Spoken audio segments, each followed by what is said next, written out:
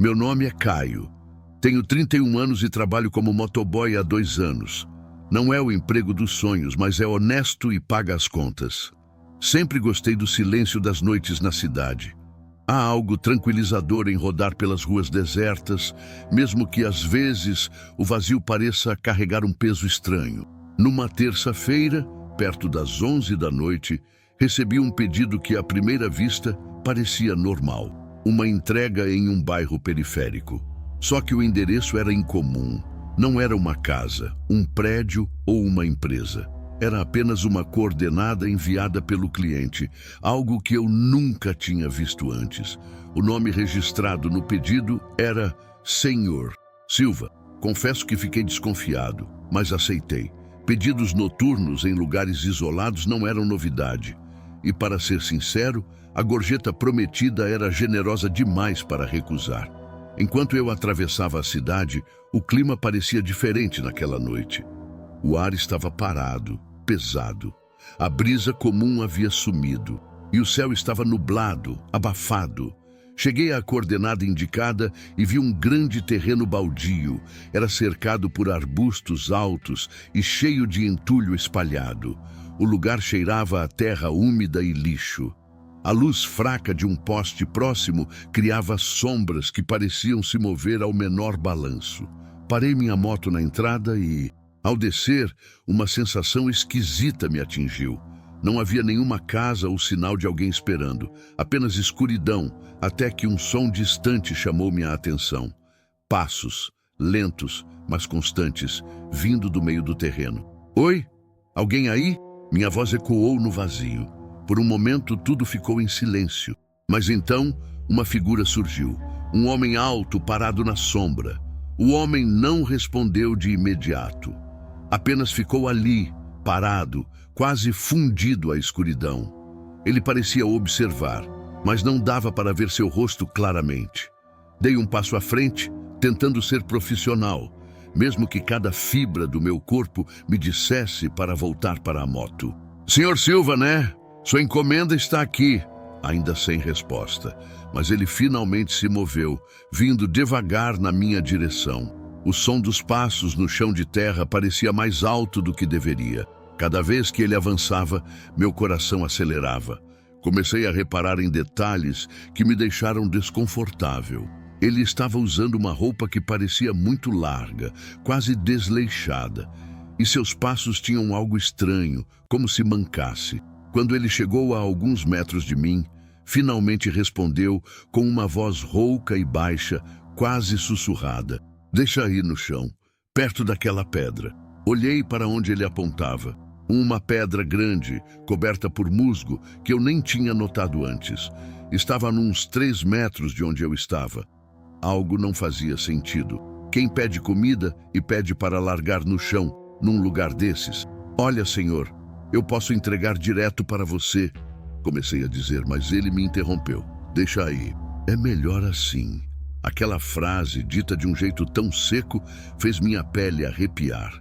Resolvi não discutir. Agachei, colocando a sacola no chão, e aproveitei para dar uma olhada rápida ao redor. Foi quando percebi. Havia algo mais ali. Objetos espalhados no terreno, coisas pequenas, aparentemente inúteis, mas organizadas em um padrão estranho. Latas enferrujadas, pedaços de papel, até brinquedos velhos. Quando me levantei, senti que ele estava mais perto. Mesmo sem dar nenhum passo audível, parecia ter diminuído a distância entre nós.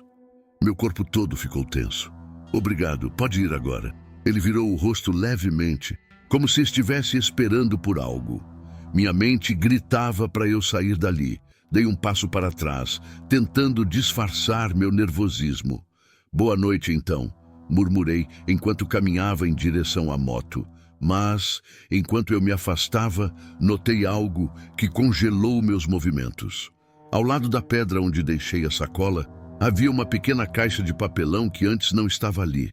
Não tinha como. Eu tinha olhado aquele lugar segundos atrás. A caixa era simples, mas estava cuidadosamente fechada com fita adesiva e um pequeno símbolo estava desenhado nela, como um triângulo incompleto. Isso é para você, ele disse de repente. apontando para a caixa. Sua voz parecia ainda mais baixa, quase arranhando o ar. Para mim? Perguntei confuso e hesitante. Sim, é sua. Leve com você. Minha garganta ficou seca e minhas mãos começaram a suar. Alguma coisa naquela situação estava terrivelmente errada. Não fazia sentido. Por que um cliente daria algo para o entregador? Ainda mais naquele lugar. Não, obrigado, senhor. Eu não posso aceitar. Ele deu um passo à frente, agora tão próximo que eu finalmente consegui ver seu rosto. Mas não havia expressão. Seus olhos eram fundos, quase vazios, e a pele parecia cera sob a luz do poste. Ele sorriu, mas o sorriso era tenso, quase forçado. Eu insisto, disse ele, deixando a caixa ao lado da sacola e se afastando um pouco. É parte do pedido. O que ele quis dizer com isso? Meu corpo inteiro queria correr, mas algo me prendia ali. Com a respiração pesada, dei meia volta e me aproximei da moto. De costas para ele, senti o peso da sua presença, mas não olhei para trás. Liguei a moto, pronto para sair, mas minha curiosidade me venceu. Olhei pelo retrovisor, apenas para ver que ele não estava mais lá. Nem ele, nem a caixa. Apenas o vazio do terreno baldio. Fui embora o mais rápido que pude. Nunca soube quem era aquele homem ou o que realmente queria. Mas por dias, senti como se estivesse sendo observado. E toda vez que entrego algo à noite, evito olhar para trás.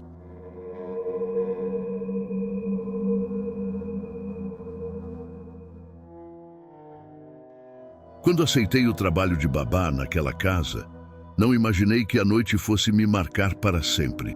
Meu nome é Camila. Tenho 19 anos e faço faculdade de psicologia.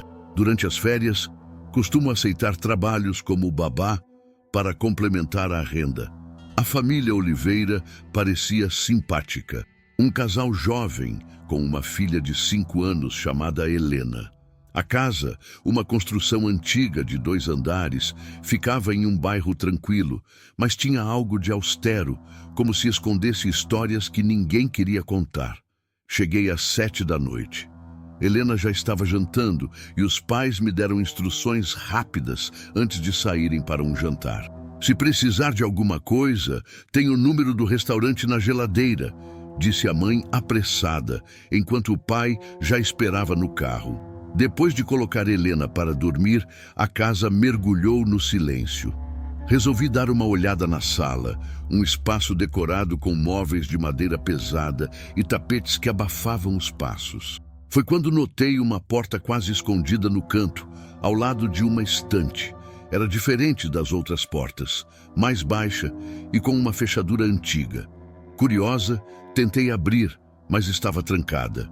Peguei o telefone para ligar para os pais e perguntar sobre o porão, mas desisti. Não queria parecer intrometida logo no meu primeiro dia. Mesmo assim, algo naquela porta me incomodava. Continuei a noite tentando ignorar a sensação de que estava sendo observada. Só que mais tarde, quando fui buscar um copo d'água na cozinha, percebi algo estranho. A porta que antes estava trancada, agora estava entreaberta. Um calafrio percorreu minha espinha enquanto encarava a porta entreaberta. Fiquei imóvel por alguns segundos, com a respiração presa. Tentei me convencer de que talvez fosse o vento ou algo que eu não tivesse notado antes, mas a casa estava completamente fechada. Devagar, empurrei a porta. O rangido da madeira ecoou pela cozinha silenciosa. A luz fraca da lâmpada no corredor iluminava apenas os primeiros degraus de uma escada que descia para a escuridão. O cheiro de umidade era forte, misturado com algo metálico, talvez ferrugem. Peguei meu celular e liguei a lanterna. Cada degrau rangia sob meus pés, como se protestassem contra minha decisão de descer. O porão era um espaço apertado, com paredes de pedra e prateleiras cobertas de poeira. Havia caixas empilhadas e objetos antigos, molduras quebradas, uma máquina de escrever e brinquedos velhos. No canto do porão, vi algo que parecia um colchão velho, manchado e amassado, com algumas cordas ao lado. Meu coração começou a bater mais forte. A mente ia longe. imaginando para que aquilo poderia ter sido usado. Foi então que notei marcas no chão, como se móveis tivessem sido arrastados recentemente. Olhei ao redor e percebi outra coisa. Uma chave. Estava pendurada em um prego na parede, enferrujada, mas ainda funcional.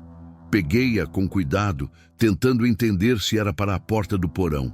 Enquanto explorava, ouvi um barulho acima de mim, vindo do andar de cima. Passos. Meu corpo congelou. Helena? Impossível, ela estava dormindo. Apaguei a lanterna do celular e fiquei em silêncio, tentando ouvir melhor. Os passos eram leves, mas metódicos, cruzando o corredor. Quem mais estaria na casa? Eu mal conseguia respirar. O som dos passos era tão claro que não havia como negar. Alguém estava andando no andar de cima. Agachei-me atrás de uma prateleira no porão, tentando pensar no que fazer. Não queria gritar e correr o risco de assustar Helena ou atrair quem quer que fosse. De repente, os passos pararam. O silêncio foi ainda mais assustador. Então ouvi outro som, o ranger suave da porta do quarto de Helena. Meu coração quase parou. Precisava fazer algo, mas o quê? Peguei o celular e disquei para a polícia. Minha voz era apenas um sussurro enquanto explicava a situação e pedia ajuda. A atendente me disse para ficar escondida até que uma viatura chegasse, mas eu sabia que não tinha tempo. Helena estava lá em cima, indefesa. Subi as escadas do porão com cuidado, cada passo parecendo um desafio impossível. Quando cheguei ao corredor, vi que a porta do quarto de Helena estava aberta, mas o interior estava escuro. Segurei a respiração e me aproximei devagar. Olhei para dentro do quarto e vi Helena dormindo, mas havia algo fora do lugar. A janela estava aberta, com a cortina balançando suavemente. Não havia sinal de mais ninguém. Fui até a janela e olhei para fora. No gramado, as pegadas eram claramente visíveis na terra molhada. Elas iam em direção à cerca dos fundos e desapareciam na escuridão. Fechei a janela rapidamente, trancando-a com força. Voltei ao porão para pegar a chave que havia encontrado e a guardei no bolso, prometendo a mim mesma que ninguém mais teria acesso àquela porta. A polícia chegou minutos depois e inspecionou o lugar, mas não encontraram sinais de invasão além das pegadas. Disseram que era provável que alguém estivesse apenas tentando roubar algo. Mas eu sabia que não era só isso. Aquela chave, aquele colchão, aquela casa guardava segredos. Quando os pais de Helena chegaram, eu não disse nada além do necessário. Saí dali com a certeza de que não voltaria. Nunca contei a eles sobre o porão. Talvez, no fundo, eles já soubessem.